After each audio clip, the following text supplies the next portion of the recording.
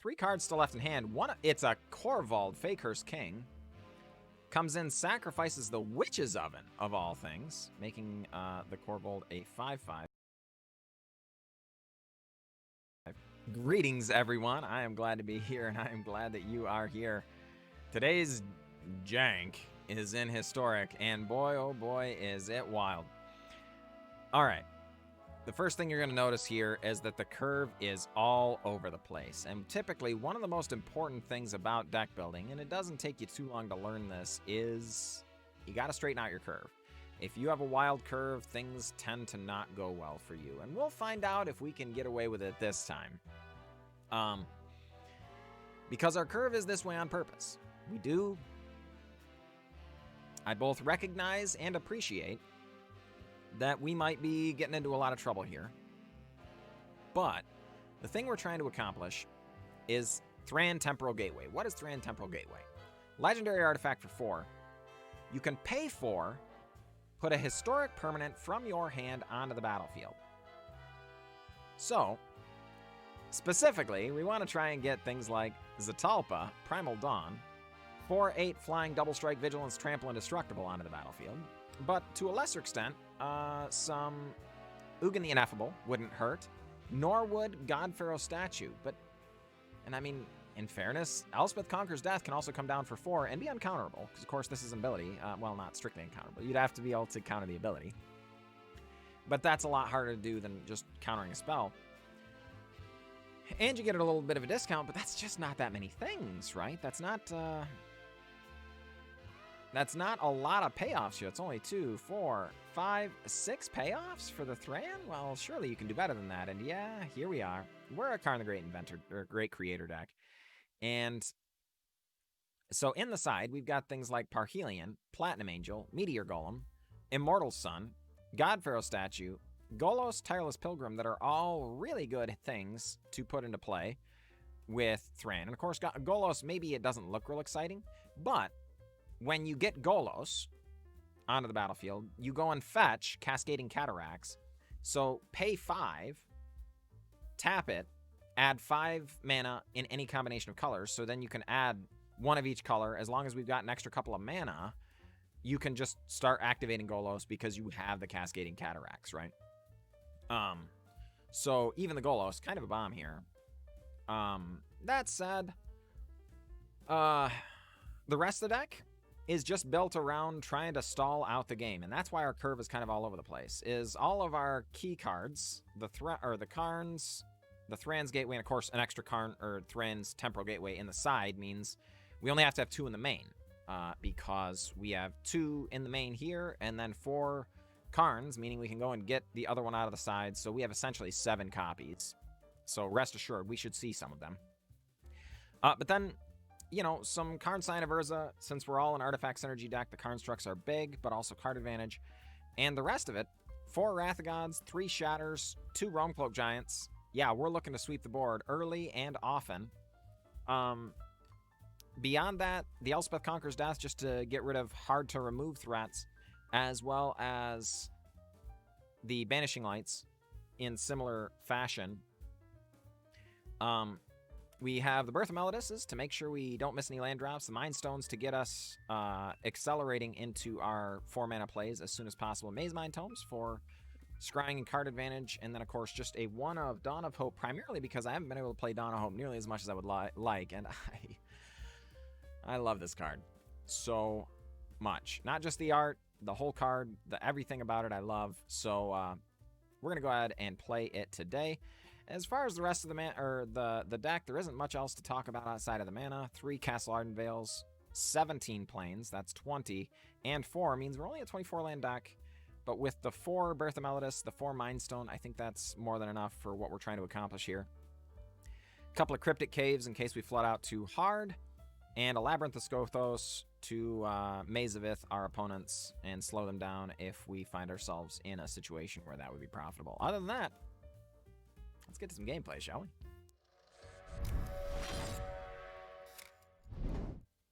All right, folks, we're up against Ninar. Good luck, Ninar. And I mean, we're going to keep this. This is about the sketchiest hand I could have imagined, but, you know, whatever. We have a million board sweepers and stuff we can draw into. We have 9 main deck board sweepers. So by the time we could cast one, chances are we will have drawn one. You can't ever count on randomness in that way, but you know, that is traditionally the case. Of course, our opponent on Witch's Oven here. All right.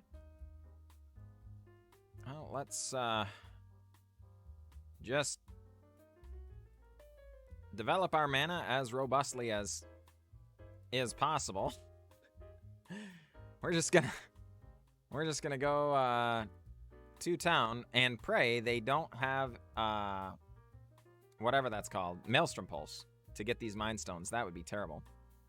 Though admittedly, we would rather have a Maelstrom Pulse all these Mind Stones than to get our Thran Temporal Gateway here.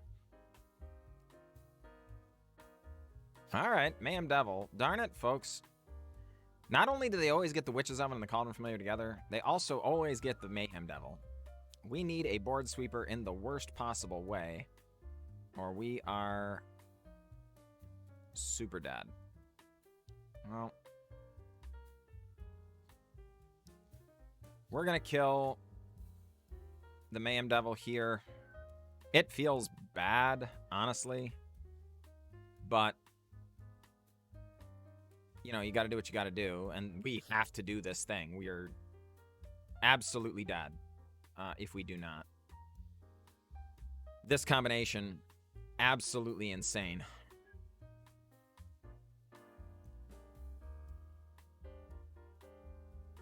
If we get a land, we can actually Thran's Temporal Gateway and God-Pharaoh statue next turn.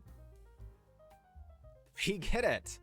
I mean, I wasn't exactly rooting for that. There's a whole bunch of things we would have rather drawn, but now we don't even need the Thran's Temporal Gateway for all of our shenanigans.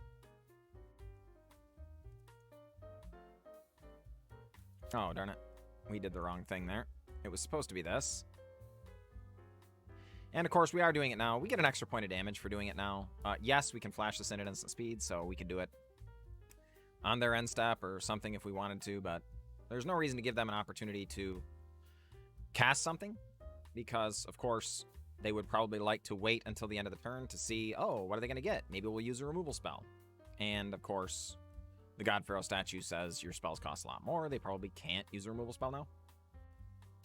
So there's that. And at the beginning of our end step, each opponent loses a life. So, yeah. Just makes the most sense to do it now. All right. Opponent. Examining all their options. Looks like gonna just go through some Witch's Oven loop right now. Is there a reason, or are they just looking to F6 and not bother with anything? Oh boy. That's not terrible.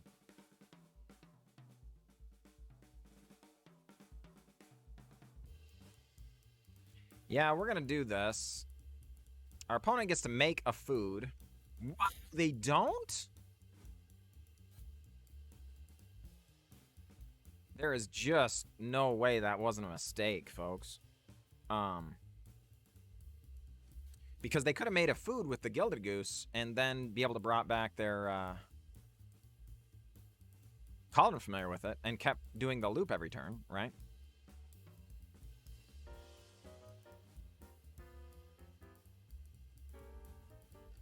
Yeah, all right, fine. I guess. Go on ahead. We're going to put a 7/7 into play.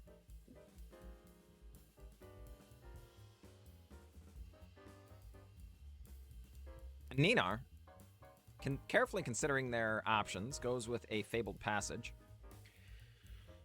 Cracks it, going to look for a swamp. 3 cards still left in hand. It's a Korvold, Fakehurst King. Comes in, sacrifices the Witch's Oven, of all things, making the Korvold a 5/5. We're going to go ahead and Mazemind Tome. Immediately use it to draw a card, because, of course, we have the Karn's Temporal Gateway to put in big things. And yeah, we're just going to go ahead and get in, I guess.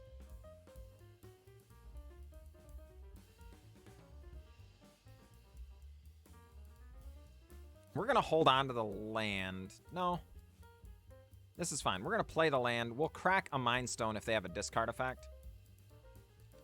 I think we can take one hit from this Korvold. We're kind of hoping they want to try and kill our Realm-Cloaked Giant or something for... And then we can just Wrath of God. This is risky. Our opponent almost surely has Thoughtseizes and stuff that they could be casting. All right. Opponent sacrifices an untapped swamp, draws a card. Korvold becomes a 6/6. We take 6 down to 10. It's a Fabled Passage from our opponent. Korvold, the Fakehurst King, gets a counter, draws a card.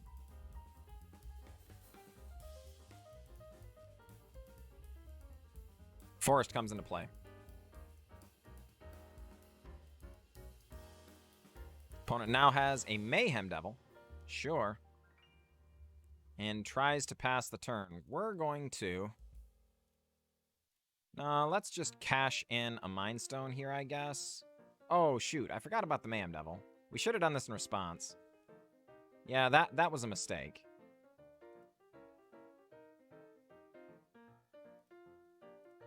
Alright. So we're going to get in with Realm-Cloaked Giant, see if our opponent wants to take it. They do not. Unfortunate. Alright, then let's crack another Mind Stone, see what we draw. Cryptic Caves.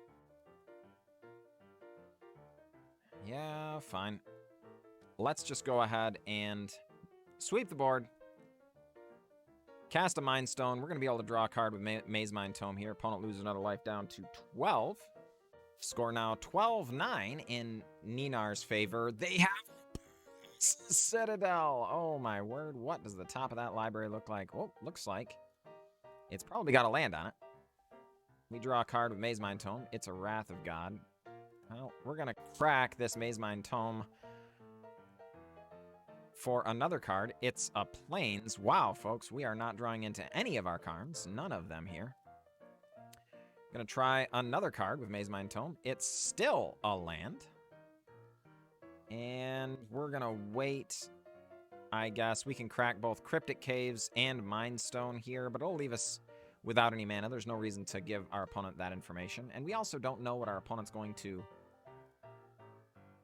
have. Witch's Oven off the top. Cauldron Familiar off the top. How annoying. Opponent down to 10, but back up to 11. Us down to 8. Mayhem Devil off the top. Jeez Louise. Folks, these cards are just so good for our opponent. The Mayhem Devils. So good. We really should have cracked in response, but honestly, I was still a little bit staggered there. Oh, thank heavens. Okay, so let's land, Shatter the Sky.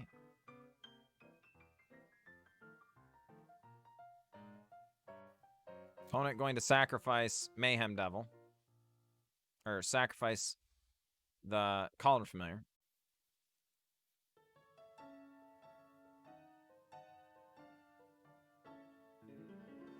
All right, it goes away. They don't choose to do anything else. We're going to go ahead and immediately Elspeth Conquers Death.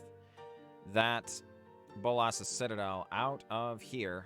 Of course, the score right now 8-7 in our opponent's favor, but they do also have a food token to crack to bring back the Cauldron Familiar. Indeed, it happens. Cauldron Familiar comes down. We lose a life. Our opponent gains a life. Bolas' Citadel gets exiled. And we're just going to go ahead and pass. Our opponent going to lose life at the end step, down to 8. It's 6 life on our side to 8 life on Naynar's side. It's a Korvold.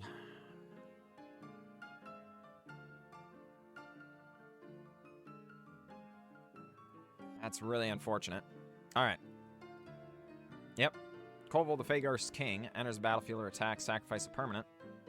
Entering the battlefield, they sacrifice a mountain. Put a 1/1 counter on Corvold, draw a card. Likely going to attack with Called Familiar, then sacrifice it and do all that whole loop thing. Giving Corvold 1,000,000 counters, drawing 1,000,000 cards. But for now, they're just staring at their hand at the main phase with one final red or black mana available. Nope, towards combat. Okay, they choose not to spend it. Damage coming through. We drop to 5.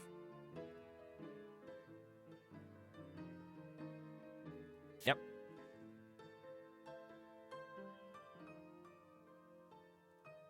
We are going to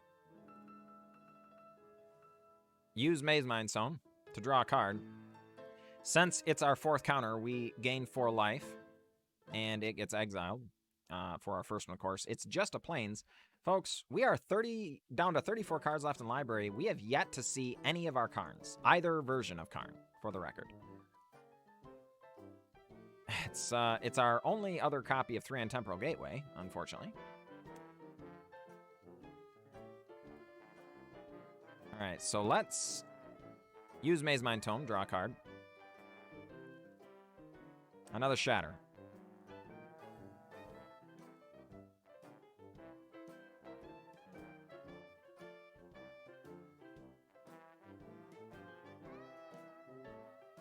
All right, fine. Wrath of God, do your thing. Corvold, you may leave. Opponent going to do all of their shenanigans, I'm sure, indeed. Now, I think we're probably just going to go for the Ugin next time. Or when the Elspeth Conquers Death pops. Rather than, we could go for the Realm-Cloaked Giant. I don't think that's correct.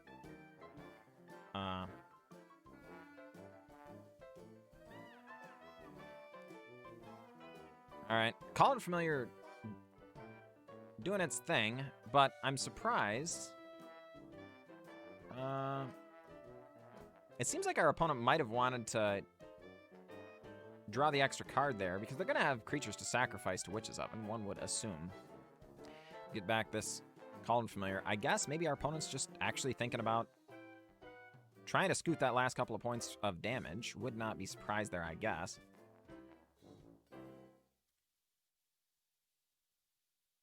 We do have 6, 7, 8, 9, 10, 11, 12 mana currently in play. There are 2 Zetalpas in here that we could draw. Not only could we put it into play for 4 mana, but we could, you know, actually hardcast it if we wanted to. So I think we're going to probably plan on cracking Cryptic Caves and Mind Stone this turn. Hey, there's a Karn the Great Inventor.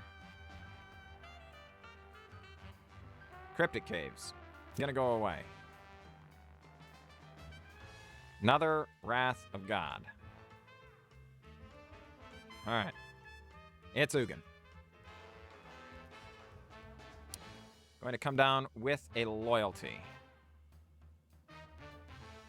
So we're going to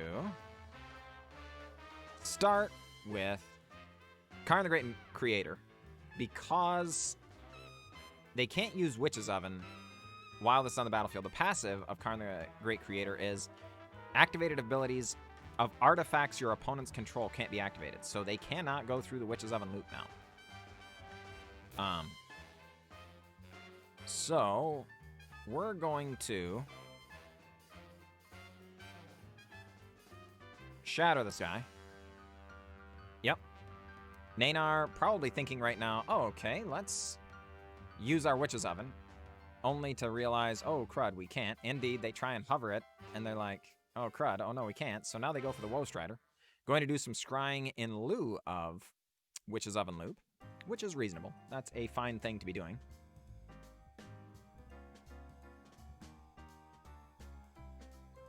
Yep. Woe Strider, sacrificing the Called Familiar as well. Going to do a little more scrying yet. Where does this scry go, opponent? Bottom as well. And the Woe Strider going away. So we're going to actually go to the sideboard and grab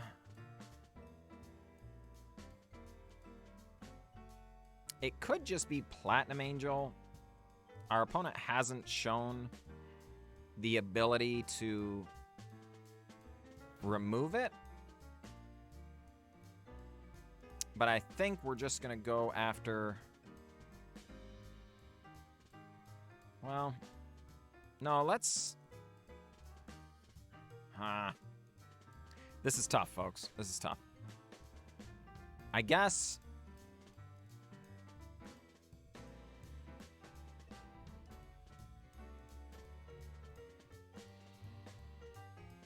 Let's just go after Helm of the Host, I guess. We're going to go up with Ugin the Ineffable. It's a Castle Ardenvale under there. Good lord. And I guess we're just going to pass now. Draw a card with Mazemind Tome. Up to 3 counters. Woestrider can be brought back from the graveyard, but it does cost 7 mana. This God-Pharaoh statue, a lot of... It causes things to cost a lot of mana. All right, so those of you, yeah, indeed they choose to do the thing. That is not surprising. Some of you in the audience may be sitting here thinking, what on earth are you going to do with Helm of the Host? Well, folks, we're gonna use Karn, the Great Creator, to animate our God-Pharaoh statue, equip Helm of the Host to it, and create extra God-Pharaoh statues. Which, of course, since they only have 2 mana remaining, they will not be able to use a removal spell on the God-Pharaoh statue, even if they do have, like, destroy target creature type stuff. Because it, of course, this is already taxing them. Your spells your opponents cast cost 2 more to cast. Right?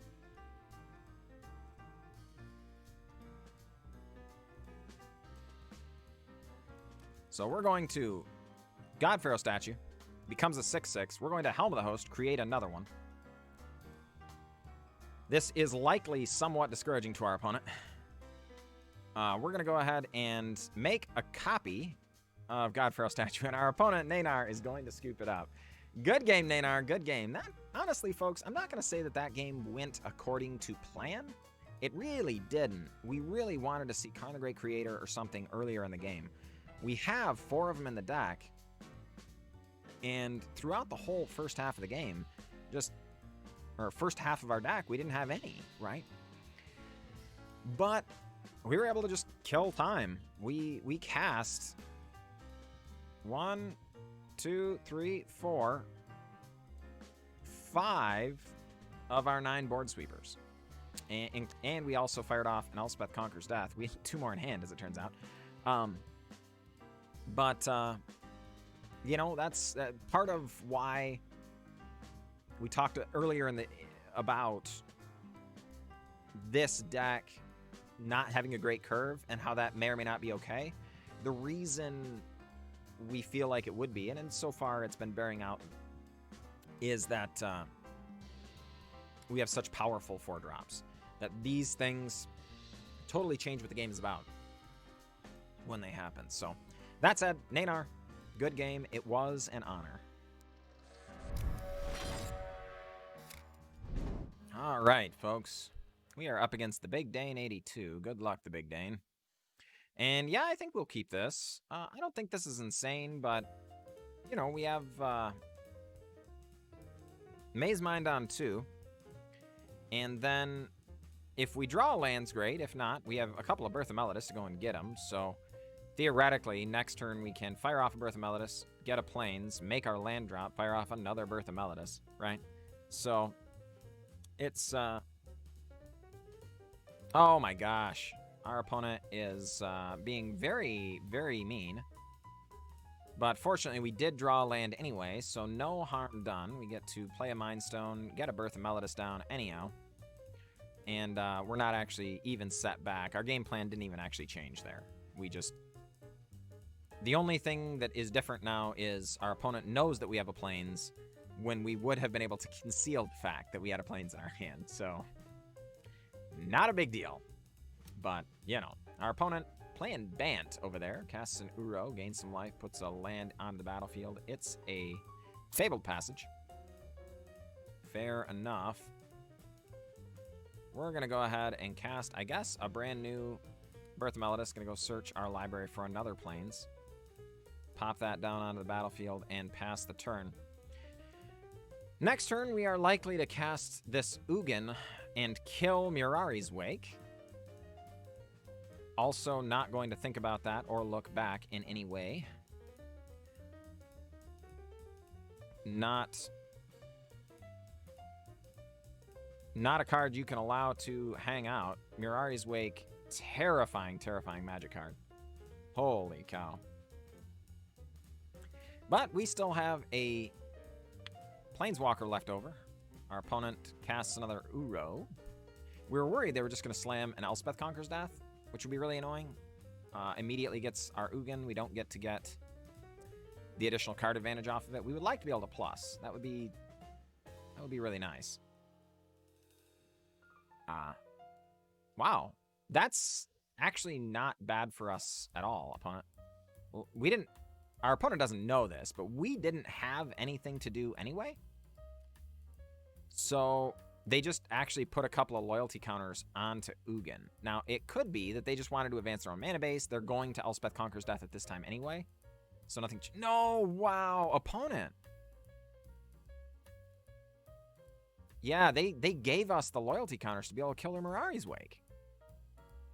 There's no way that was right. There's no way. All right, we're going to get in.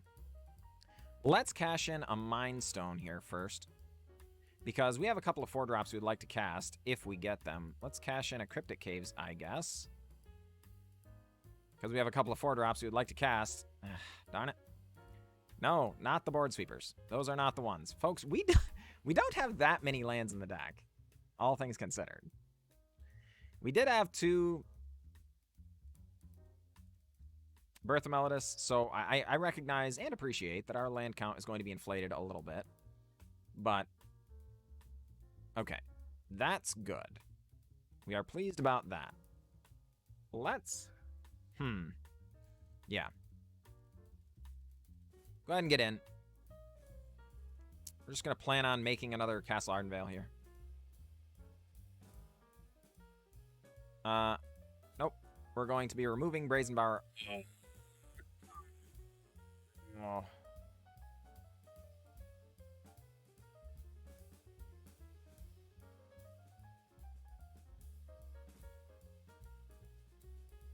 Everybody goes at Ugin. We allow Ugin to die. Very unfortunate. Growth Spiral happens. Card goes to hand.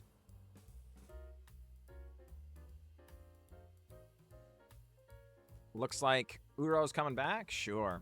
We're actually not too disappointed about that. One of the Uros actually goes away, which is kind of nice. But then next turn, we're just going to Wrath of God, sweep all this nonsense away. We get a Karn then, and we can cast both. So, yeah. We're going to do this course just to prevent our opponent from drawing another card.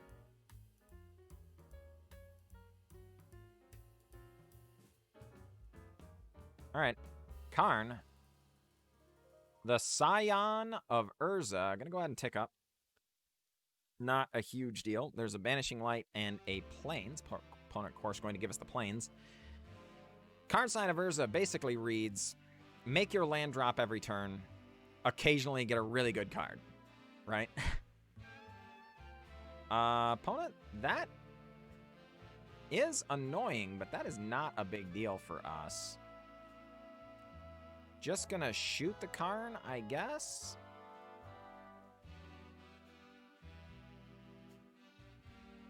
Okay. Yeah, let's...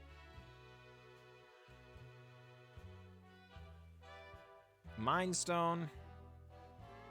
Elspeth Conquers Death. Kill the Spirit Dragon there. We're actually gonna go down and get that Banishing Light in case we need to handle an Ugin.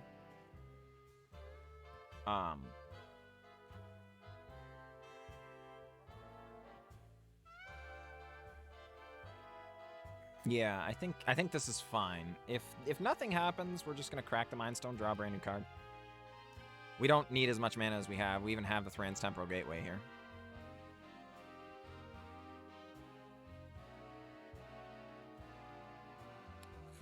This is Zetalpa.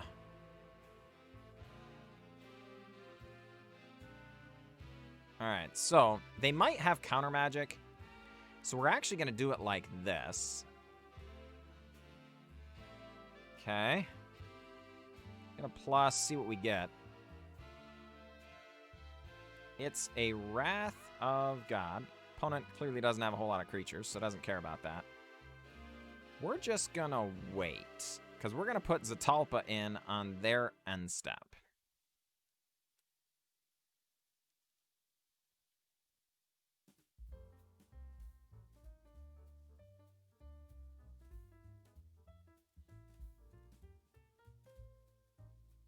And the Big Dane says, no.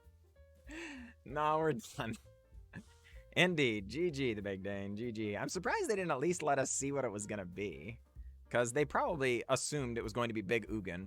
Or something, right? And Zetalpa's pretty scary, but they have... 100% they have Elspeth Conquers Deaths in their list. So they would be able to handle this eventually. So there's no guarantee that that would have been the end of the world, but either way, good game, opponent, good game. All right, folks. We're up against 57. Good luck, 57.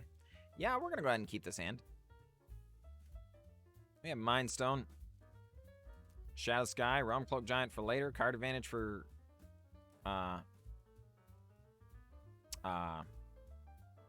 Karn, Scion of Urza for card advantage. Couldn't figure out what I was trying to spit out of my mouth there. Yeah, let's just go ahead and Karn, Scion of Urza here. We know what they're drawing is just a mountain. They probably won't want us to have that Wrath of God, I assume. What they don't know is that we already have 2 board sweepers in hand, 3 board sweepers in hand, 2 4-mana board sweepers, as it were.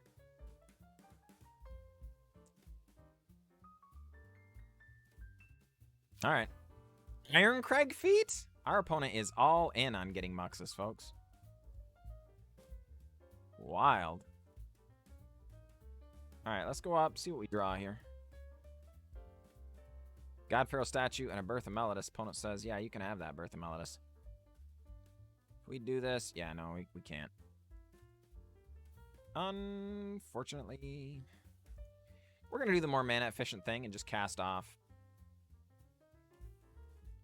Opponent, if they have a land drop, can Ironcrag Feet this turn. Would not be surprised if that were the case. Of course, we know what their top deck was last turn, was a land, so. Oh boy. It's a Matron, folks. It's a Matron. What do they go and get? Muxus Goblin Grandee. Okay, not going to pretend to be surprised by that. We're going to go ahead and go down, grab ourselves that board sweeper. We are likely to need it. No, that was wrong, wasn't it? Yeah, we were supposed to go after the God-Pharaoh statue. I guess we could have cast that this turn and made future turns better for ourselves. I figured we were going to spend this turn Birth of Meletising, make sure we hit all our land drops. But we're likely to hit our land drops anyway. So it was probably better to get the God-Pharaoh statue down. Just slow our opponent way down. Since we have the other board sweepers, it's not imperative that we go and grab another one. I do think board sweepers in general in the matchup would probably be better. But there's a non-zero chance we just die from this, right? When they cast a Muxus, right?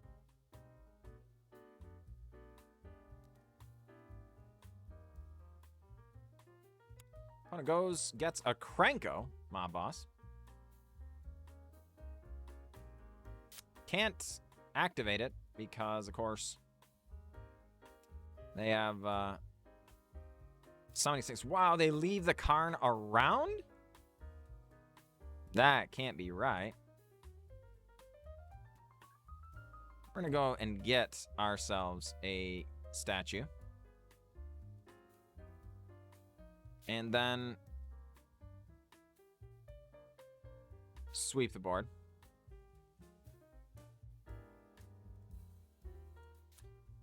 Think we're likely to just fire off the God-Pharaoh statue next turn. Because I expect our opponent to... Okay, yeah. I was going to say, they've either got, like,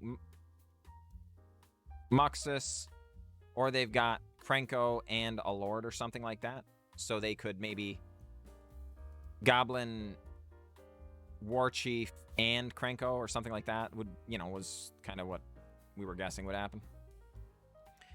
We're just going to go ahead and cash this in. Yeah, all right. Okay, Zetalpa, not a bad one, folks. All things considered, an indestructible threat. We would actually be able to cast it this turn if we hadn't cashed in the token, but of course we don't. We're not broken up about that. All right, Wrath of God, you may all leave. You have my permission. One away. 57, likely, probably a little frustrated here. Yep. Opponent gets to do their things. We're going to get a Zetalpa down, which is indestructible. So if we Shatter the Sky, it, of course, does survive. And it is only a 4/8, but it has double strike. So it will present a pretty quick clock on our opponent, all things considered. All right, opponent says, okay. Casts a Wily Goblin, gets a treasure token. Going to Krenko, make a whole mess of goblins. Skirk Prospector, likely. Wow. Why? Why do that? Do they have a way to give haste? If they don't have a way to give haste, that didn't make any sense.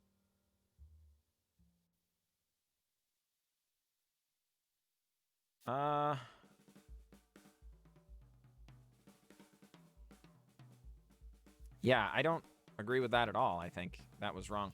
So we're just going to go ahead and God-Pharaoh statue, I guess. And we're going to Banishing Light the Krenko instead of Shatter the Sky because we're just not that concerned about the current board. Now, it is true there are a whole bunch of things that our opponent can do that would maybe make this board into a threatening spot. But I think we would rather get the God-Pharaoh statue down so that their prospects of casting a million cards next turn and possibly winning the game are much lower.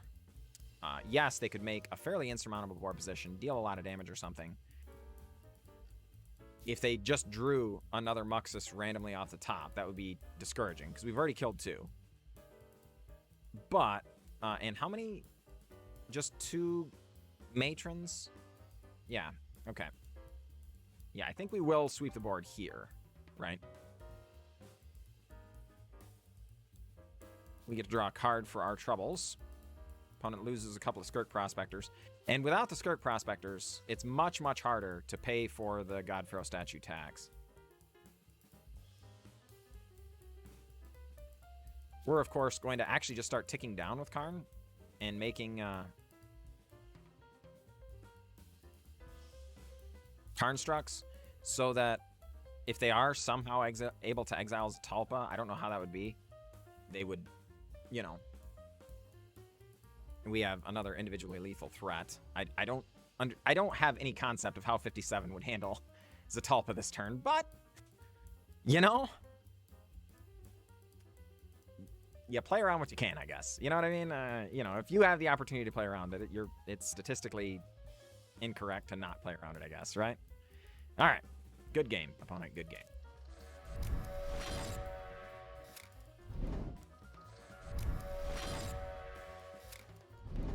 All right, ladies and gents, here we are looking back at the deck. Honestly, it performed really well. Had a couple of losses. We played 5 games, won 3, lost 2. One was like, holy crud. Mono Red just ran over us. We probably won't show it because it was so fast. There wasn't any gameplay, but turn 1... Scorch Spitter. Turn 2, Runaway Steamkin. Turn 3, Infuriate, Infuriate, Infuriate. And we're at like, whatever, 1 or 2 or something like that. And we died. 2 mono red. You wouldn't believe it. So there wasn't any, you know, I don't even know what we could have had to address that outside of maybe, yeah, I mean, we could have had a Banishing Light or something, I guess, but whatever. That did not go our way. Then we lost another one, and it was fine. You know, it wasn't very much fun, or there wasn't anything exciting going on. It was, you know, against tier stuff, so. But whatever, the deck did pretty well. Yeah, the curve is still potentially a consideration. I think, you know, maybe there are things we can do about that. As it happens, I have a Twitch channel, folks. I stream on Twitch 6 nights a week. Sunday, Monday, Tuesday, Wednesday, Thursday, Friday. The only day I don't stream is Saturdays. So, the day that this video goes up, I'll be streaming tonight at 6 p.m. Central. If you put your comments down below, in the little comment thing, and tell me how you feel like you might change it, that, you know, can influence how the deck plays tonight on the stream, and I'd love your input. All things considered, I feel like I'm relatively good at deck building, all things considered, right? But no one's perfect at this, and all of our minds put together is far more effective than just my one mind, even when I'm performing at peak efficiency, right? I know this deck is jank. Nobody's surprised that this deck is jank. I built it, right? But I'd like our jank to perform at the highest level it can, right? And, you know, you can help with that. Just post down below and tell me what you think. Tell me how you might change it. Maybe how you might change the curve just a little bit. And what things you might do differently if given the opportunity. So all that being said, I really appreciate you tuning in. Definitely... if you enjoyed it, please hit the like and the subscribe button and all that kind of stuff. That tells YouTube how to, or whether or not to recommend my video to other people. So you doing that is a huge help, and I appreciate it. Either way, I'll catch you all next time.